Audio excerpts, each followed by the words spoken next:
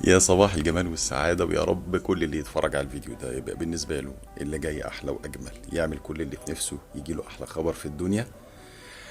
شاركوا في السعادة واعملوا شير ولايك لكل حاجة فيها سعادة ولأي سعادة، وصباح السعادة. الجو نار، حر رهيب، ورطوبة بالليل، وحاجة ما يعلم بها إلا ربنا يفرجها علينا. أحسن حاجة بقى تعملها في الجو ده هي إيه؟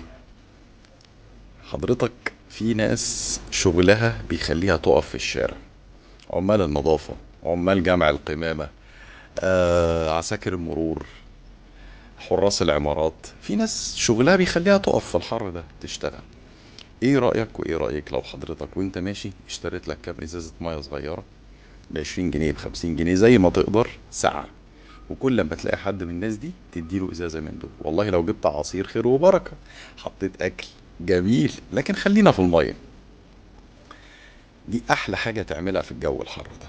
ايه رأيك وايه رأيك لو جيت حضرتك جبت طبق فخار حلو كده، ومليته ميه من الحنفيه، وحطيته على كومبريسور التكييف بره للعصافير والحمام والحاجات تشرب منه في الحر ده، او جيت على باب البيت حطيته على الارض للقطط والكلاب اللي في الشارع تشرب من الجو ده.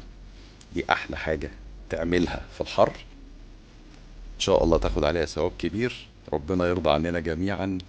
ما تتخيلوش انك تشرب حد بق ميه في الجو الحر ده جزاءها ايه عند ربنا.